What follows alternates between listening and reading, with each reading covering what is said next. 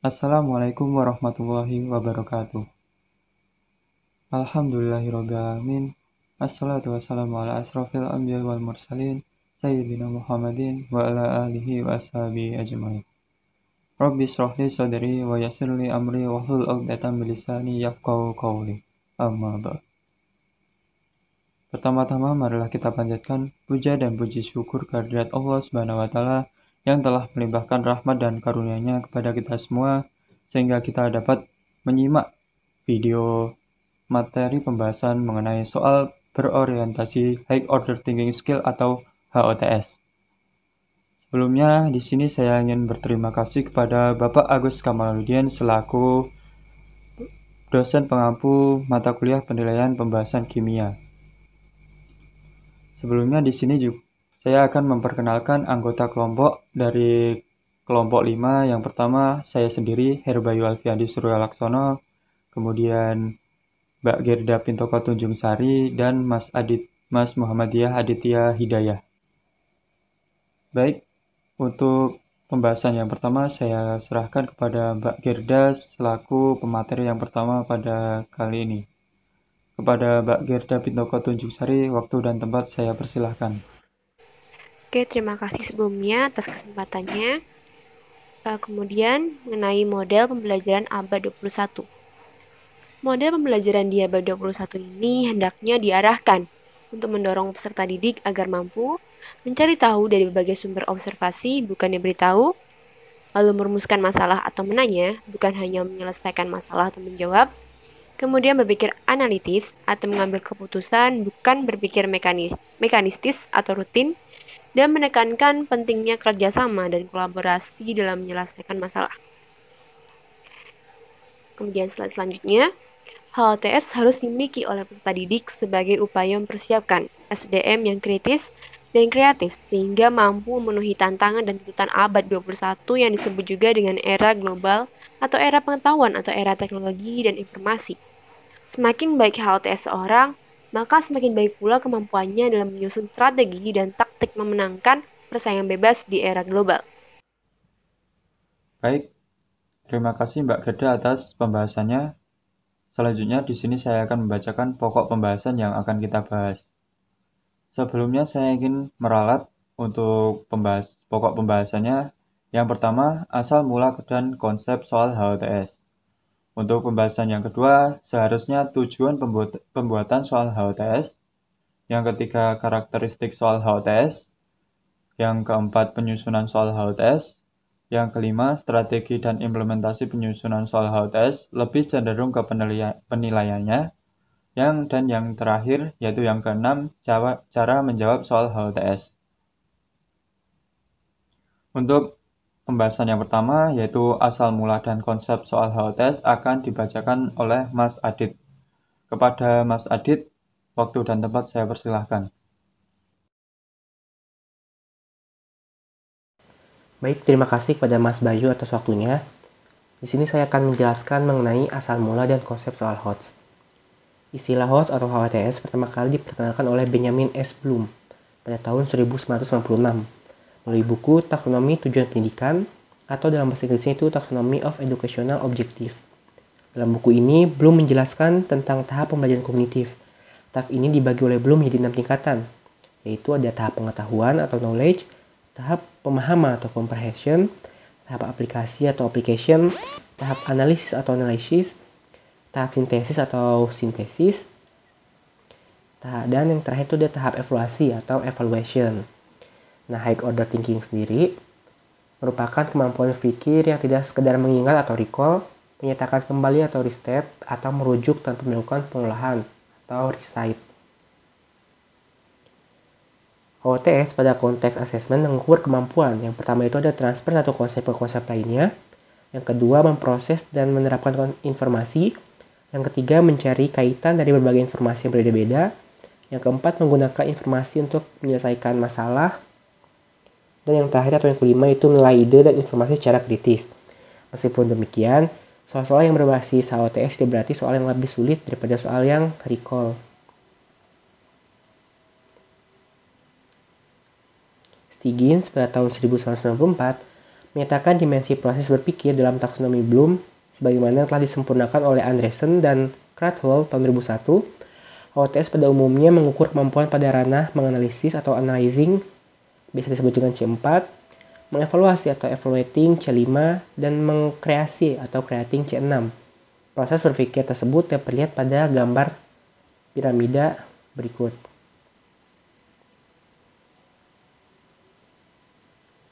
Nah, untuk lebih jelasnya mengenai dari C1 sampai C6 bisa dilihat pada tabel berikut.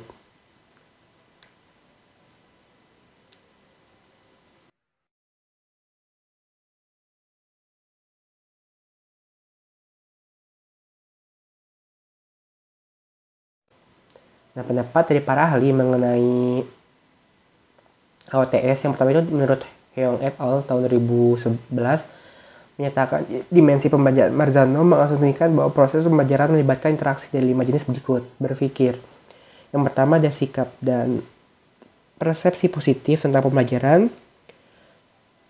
Kedua, berpikir terlibat dalam perolehan dan meningkatkan pengetahuan. Yang ketiga, berpikir terlibat dalam memperluas dan menyempurnakan pengetahuan. Yang keempat, berpikir terlibat dalam menggunakan pengetahuan secara bermakna. Dan yang kelima yaitu kebiasaan pikir yang produktif. Sedangkan untuk kerangka kerja dalam pembelajaran akan membantu untuk yang pertama, mempertahankan fokus pada pembelajaran. Yang kedua, mempelajari proses pembelajaran. Yang ketiga, merencanakan kurikulum, instruksi, dan penilaian.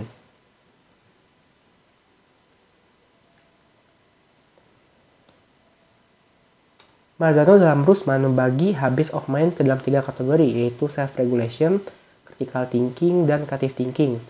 Mengacu pada konsep HOTS, beberapa ahli, yaitu seperti Widya Stuti pada tahun 2015, menyatakan bahwa HOTS merupakan keterampilan berpikir pada tingkat atau level yang lebih tinggi, yang memerlukan proses pemikiran lebih kompleks, mencakup menerapkan atau applying, menganalisis atau analyzing, mengevaluasi atau evaluating, dan mencipta atau creating yang didukung oleh kemampuan memahami atau understanding. Sekian penjelasan dari saya kembalikan kepada moderator. Baik, terima kasih Mas Adit atas pembahasan dan pemaparan materinya. Untuk pemaparan materi selanjutnya yaitu tujuan pembuatan soal HOTS akan disampaikan oleh saya sendiri. Tujuan pembuatan soal HOTS atau High Order Thinking Skills seperti yang telah dibahas sebelumnya, tujuan adanya soal HOTS adalah untuk menguji kemampuan siswa mulai dari tingkat analisis sampai menciptakan. Kenapa kemampuan dari tingkat analisis dan seterusnya ini penting? Di era globalisasi seperti sekarang ini, sekat-sekat dunia sudah tidak ada lagi. Dalam konteks pekerjaan, berbagai orang dari berbagai negara sangat mungkin menjadi pesaing kita. Sebagai negara yang masih tergolong negara berkembang, Indonesia perlu untuk meningkatkan kualitas SDM agar dalam persaingan global Indonesia tidak semakin tertinggal. Oleh karena itu, setiap individu harus mempunyai kemampuan kognitif yang mumpuni dalam hal analisis, evaluasi, dan penciptaan hal-hal baru. Next. Selanjutnya adalah ciri dan karakteristik soal HOTS atau High Order Thinking Skill. Soal yang termasuk HOTS memiliki ciri-ciri yang pertama, transfer satu konsep ke konsep lainnya. Kemudian yang kedua, memproses dan menerapkan informasi. Kemudian yang ketiga, mencari kaitan dari berbagai informasi yang berbeda-beda. Kemudian yang keempat, menggunakan informasi untuk menyelesaikan masalah. Dan yang terakhir, menelaah ide dan informasi secara kritis. Soal-soal HOTS sangat direkomendasikan untuk digunakan pada berbagai bentuk penilaian kelas dan ujian sekolah. Next. Untuk pembahasan selanjutnya yaitu langkah-langkah pembuatan soal HOTS. Yang pertama, menganalisis kompetensi dasar yang dapat dibuat soal-soal HOTS. Terlebih dulu, guru-guru memilih kompetensi dasar yang dapat dibuatkan soal-soal HOTS. Tidak semua KD atau kompetensi dasar dapat dibuat model-model soal HOTS. Pilihlah kompetensi dasar yang memuat soal yang pada ranah C4, C5, atau C6. Yang kedua, menyusun kisi-kisi soal kisi-kisi penulisan soal-soal. Kisi-kisi tersebut diperlukan untuk memandu guru seperti menentukan kemampuan minimal tuntutan kompetensi dasar ataupun memilih materi pokok yang terkait dengan kompetensi dasar, merumuskan indikator soal, maupun menentukan level kognitif. Untuk yang ketiga, merumuskan stimulus yang menarik dan kontekstual. Untuk yang keempat, menulis butir pertanyaan sesuai dengan kisi-kisi soal. Butir-butir pertanyaan ditulis sesuai dengan kaidah penulisan butir soal HOTS. Kaidah penulisan butir soal HOTS pada dasarnya hampir sama dengan kaidah penulisan butir soal pada umumnya. Kemudian yang kelima, membuat pedoman penskoran atau rubrik ataupun kunci jawabannya. Kemudian yang keenam, setiap butir soal HOTS yang ditulis harus dilengkapi dengan pedoman penskoran atau kunci jawaban. Pedoman penskoran dibuat untuk bentuk soal uraian, sedangkan kunci jawaban dibuat untuk bentuk soal pilihan ganda dan isian singkat. Next, peran soal High Order Thinking Skill atau HOTS dalam penilaian. Penilaian adalah proses pengumpulan dan pengolahan informasi untuk mengukur pencapaian hasil belajar peserta didik. Penilaian pendidikan pada pendidikan dasar dan pendidikan menengah terdiri atas penilaian hasil belajar oleh pendidik, penilaian hasil belajar oleh satuan pendidikan, dan penilaian hasil belajar oleh pemerintah. Penilaian hasil belajar oleh satuan pendidikan bertujuan untuk menilai pencapaian standar kompetensi lulusan untuk semua mata pelajaran. Penilaian hasil belajar peserta didik meliputi aspek sikap, pengetahuan, dan keterampilan. Selanjutnya adalah peran soal HOTS dalam penilaian. Yang pertama, mempersiapkan kompetensi peserta didik menyongsong abad ke-21. Yang kedua, memupuk rasa cinta dan peduli terhadap kemajuan daerah. Yang ketiga, meningkatkan motivasi belajar peserta didik. Dan yang keempat, meningkatkan mutu penilaian. Untuk pembahasan selanjutnya yaitu contoh soal dan cara menjawabnya akan dibacakan oleh Mbak Girda Pintoko Tunjung Sari. Kepada Mbak Girda, waktu dan tempat saya persilahkan. Yang selanjutnya, mengenai contoh soal dan cara menjawab soal Higher Thinking Order Thinking Skills atau HOTS. Untuk cara menjawabnya atau memecahkan soal HOTS, yaitu yang pertama, belajar dengan memahami konsep, bukan menghafal. Kemudian berlatih banyak soal, mempelajari kisi-kisi soal, mengerjakan soal secara sistematis, dan menemukan kata kunci. Nah, mari dari itu kita coba soal berikut ini, di mana tersedia gambar kupek yang sedang digunakan di lutut. Dannya berisikan kupek atau kantong penyekat dingin merupakan salah satu benda yang sering digunakan untuk meredakan sakit saat cedera. Pada bagian kantong berisi serbuk amonium nitrat dan bagian luar yang mudah pecah berisi air. Massa amonium nitrat dalam kantong sebesar 120 gram dan 500 ml air di bagian luarnya. Jika kantong tersebut dipijat, maka kantong plastik yang berisi air akan pecah dan dengan sedikit pengocokan amonium nitrat akan larut dalam air. Pada saat amonium nitrat bercampur dengan air jadi penurunan suhu pada lautan tersebut. Rasa dingin itulah yang digunakan untuk menyeka bagian tubuh yang mengalami cedera. Jika kalori yang diserap per mol adalah 26 kJ, maka berapa penurunan suhu lautan tersebut? Nah, dengan kita memahami dari soal tersebut, kita dapat mengetahui berapa kata kunci, yaitu di mana massa amonium nitrat dalam kantong itu ada yang sebanyak 120 gram dan 500 ml. Di mana 500 ml ini adalah airnya dan 120 gram ini adalah massa amonium nitratnya. Dan juga di sana diketahui jika kalori yang diserap per mol itu adalah 26 kJ atau delta H-nya. Dan AR-nya juga sudah diketahui atau disediakan, dan kalori jenis airnya juga disediakan di sana. Sehingga dapat kita tuliskan diketahuinya sebagai berikut. Dan setelah kita memahami apa yang dicari, yaitu delta T, sehingga kita dapat mencarinya dengan menggunakan rumus delta H sama dengan massa air dikali kalori jenis air dikali delta T per gram NH4NO3 atau gram amonium nitrat per MR-nya, di mana MR tersebut dicari dengan menjumlahkan AR-nya dari rumusnya tersebut. Yang diketahui jika dijumlahkan itu 80.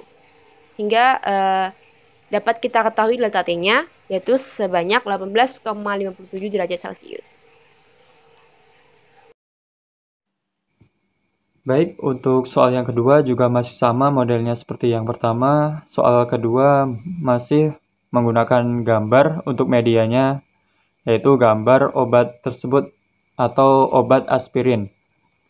Untuk teks soalnya juga masih berupa deskriptif, yaitu penjelasan mengenai gambar obat tersebut. Dan pada teks soalnya terdapat stimulus ataupun hubungannya dengan sehari-hari. Untuk soal yang kedua, perhatikan gambar di bawah ini.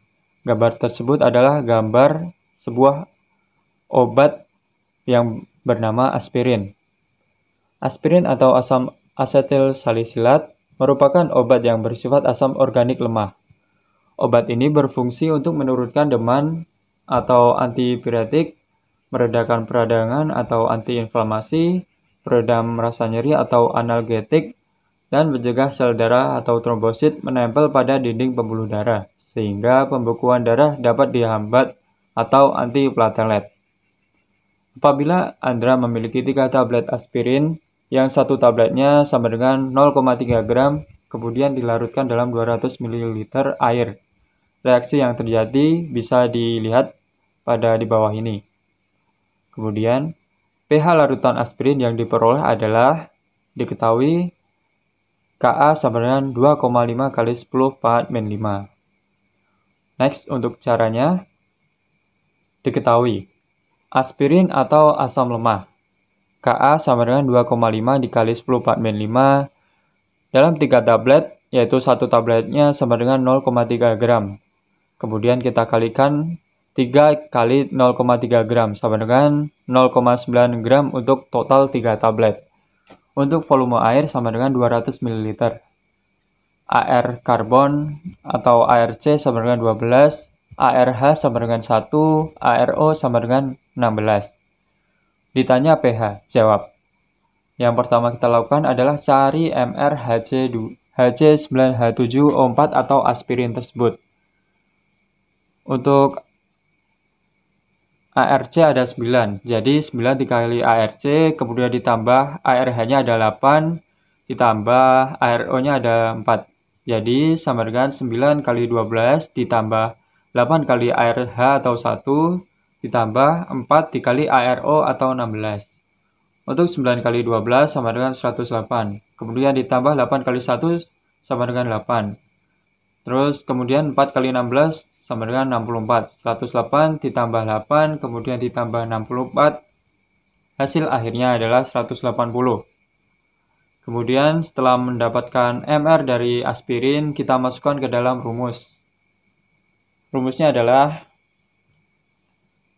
akar Ka kali gram per mr kali 1000 per mililiter. Kita masukkan 2,5 kali 10 akar 2,5 kali 10 PAD min 5 dikali 0,9 per 180 dikali 1000 per 200. Kita coret-coret sampai menemukan H plus sama dengan akar 2,5 dikali 10 min 5 pangkat min 5 dikali 5 per 200. Kemudian konsentrasi H plus sama dengan akar 6,25 dikali 10 pangkat min 7. Kita hilangi akarnya, konsentrasi H plus sama dengan 2,5 kali 10 pangkat min 3,5. Kemudian kita ubah menjadi pH sama dengan 3,5 min log 2,5. Sekian pemaparan soal dari saya serahkan pada Mas Adit untuk penjelasan soal nomor 3. Baik, untuk contoh soal HOTS yang ketiga, itu bisa dilihat pada slide di mana ada stimulusnya itu gambar yang sedang kolam apung ya, seperti itu. Dan untuk soalnya sendiri itu merasakan sensasi mengapung di atas air, kini tidak perlu jauh-jauh ke laut mati. Di Indonesia banyak tempat wisata yang menawarkan sensasi rebahan di atas air tanpa takut tenggelam, yaitu wahana kolam apung. Kolam apung dibuat dengan melarutkan garam dalam jumlah besar ke dalam air kolam. Liburan tahun ini, Fadil berkunjung ke salah satu wisata kolam apung di Indonesia. Karena rasa penasarannya, ia mengambil sampel air dari kolam apung tersebut dan mengidentifikasi kadar garam dalam kolam apung tersebut.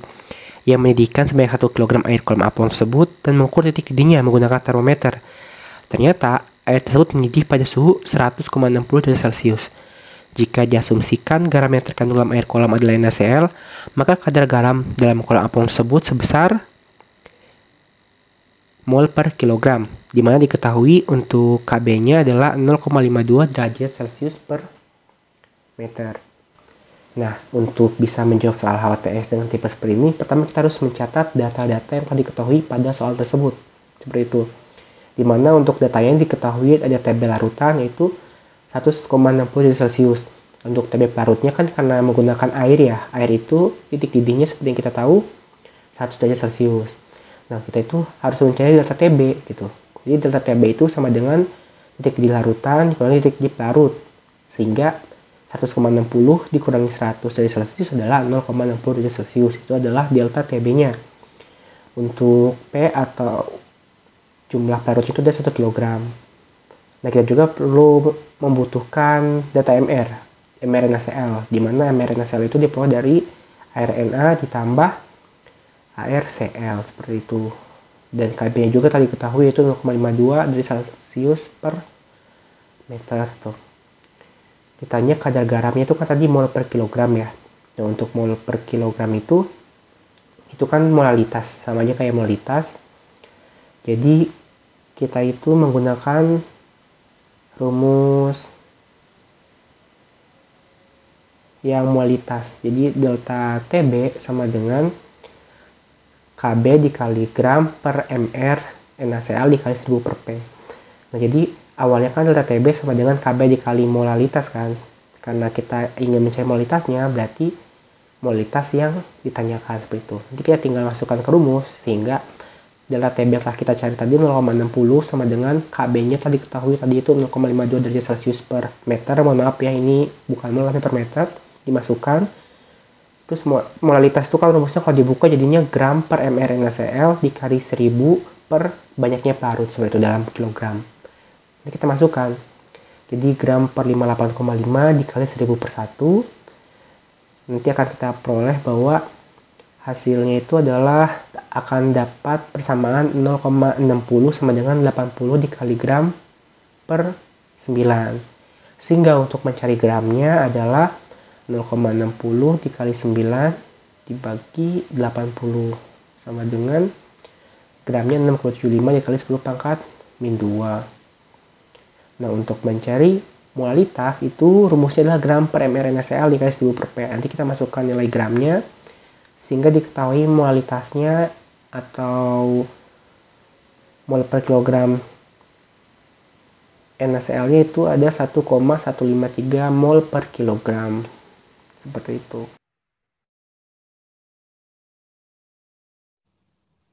Baik, terima kasih kepada Mas Adit dan Mbak Gerda atas penjelasan mengenai contoh soal dan cara menjawabnya. Untuk selanjutnya di sini saya akan membacakan mengenai kesimpulan. Kesimpulannya adalah High Order Thinking Skill atau HOTS merupakan kemampuan berpikir yang tidak sekedar mengingat, menyatakan kembali, atau merujuk tanpa melakukan pengolahan. Tujuan adanya soal HOTS adalah untuk menguji kemampuan siswa mulai dari tingkat analisis sampai menciptakan. Kemudian karakteristik soal HOTS yaitu transfer suatu konsep ke konsep lainnya, memproses dan menerapkan informasi, mencari kaitan dari berbagai informasi yang berbeda-beda, menggunakan informasi untuk menyelesaikan masalah, dan menelaah ide dan informasi secara kritis. Kesimpulan selanjutnya, peran soal HOTS dalam penilaian. Yang pertama, mempersiapkan kompetensi peserta didik menyongsong abad ke-21, memupuk rasa cinta dan peduli terhadap kemajuan daerah, meningkatkan motivasi belajar peserta didik, dan meningkatkan mutu penilaian. Lalu, cara menyusun soal HOTS. Yang pertama, menganalisis kompetensi dasar yang dapat dibuat soal-soal HOTS, kemudian menyusun kisi-kisi soal penulisan soal-soal, kemudian merumuskan stimulus yang menarik dan kontekstual, lalu menulis butir pertanyaan sesuai dengan kisi-kisi soal, dan yang terakhir membuat pedoman penskoran atau rubrik untuk kunci jawaban. Kemudian, strategi penyusunan soal-soal HOTS dilakukan dengan melibatkan seluruh komponen stakeholder di bidang pendidikan mulai dari tingkat pusat sampai ke daerah sesuai dengan tugas pokok dan kewenangan masing-masing, yakni pusat, dinas pendidikan, dan satuan pendidikan. Kemudian penyusunan soal-soal HOTS di tingkat satuan pendidikan dapat diimplementasikan dalam bentuk kegiatan adalah sebagai berikut. Yang pertama, kepala sekolah memberikan arahan teknis pada guru-guru atau MGMP sekolah tentang strategi penyusunan soal-soal HOTS. Kemudian, wakil kepala sekolah kurikulum dan tingkat tim pengembangan kurikulum sekolah menyusun rencana kegiatan untuk masing-masing MGMP sekolah.